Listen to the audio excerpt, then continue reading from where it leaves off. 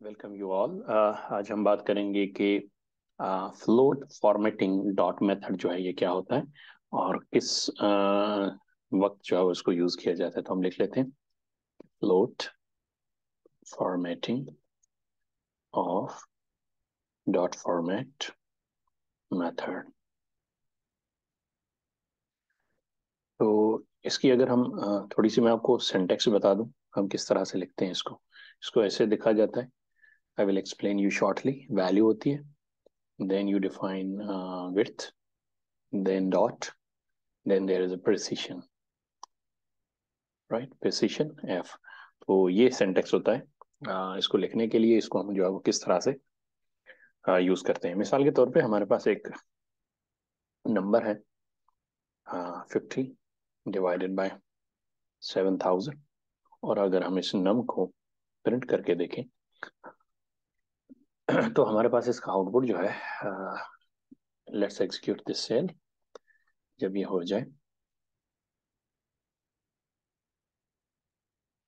तो हमारे पास बेसिकली इसका जो आउटपुट आएगा वो जो आफ्टर पॉइंट होगा, वो पॉइंट के बाद बहुत सारी वैल्यूज होंगी। देखिए कितनी वैल्यूज है। अब ऐसी वैल्यूज को हम स्ट्रिंग के अंदर अगर रखना चाहें, फॉर एग्जांपल 2 से 3 डेसिमल पॉइंट तक, तो किस तरह से रखेंगे उसको, उसके तरीकेकार को जो है वो float formatting of dot format method कहा जाता है। मिसाल के तौर पे मैं कहता हूँ प्रिंट। अब इस वैल्यू को हम रखने वाले हैं स्ट्रिंग में। Print this is sorry the round of number. हम इसको राउंड ऑफ कर रहे हैं ऊपर वाले नंबर को सर्टेन डेसिमल पॉइंट तक इज। तो ये हम आपको पता है, हम फॉर्मेट स्ट्रिंग में जो फॉर्मेट मेथड में कर्ली ब्रैकेट्स लिखते हैं और उसके बाद हम क्या करते हैं, डिफाइन करते हैं एन। ये एन जो है बेसिकली इसको शो कर रहा है वैल्यू को, और अभी हम डिफाइन करने वाले हैं। अभी यहाँ हमारे पास जैसे नम है, मैंने कहा एन, यहाँ वैल्यू आ जाएगी। ये विड्थ है, बाय डिफॉल्ट इसको जो है 1 रख लेते हैं। और डॉट कितनी डेसिमल तक नंबर को लिमिट करना है, मे बी 4 ऑफ एफ, ठीक है ना। तो इसको जाओ प्रिसिशन F4 तक रखना है।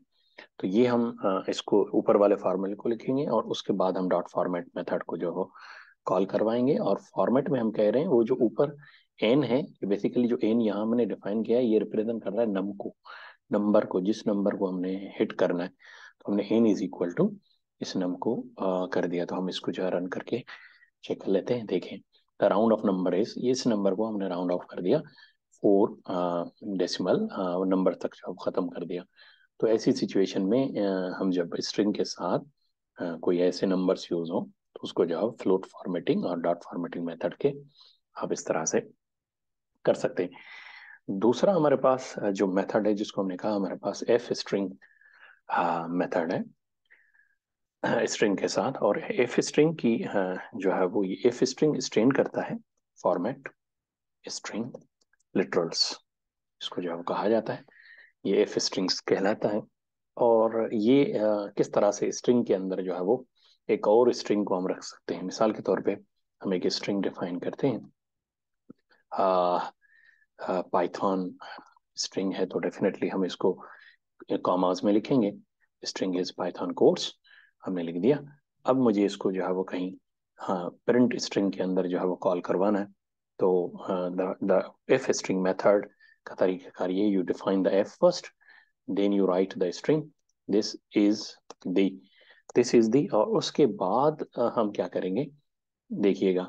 अब जो है वो हम नेम यानी पाइथन कोड्स को जो है यहाँ कॉल करवा देंगे।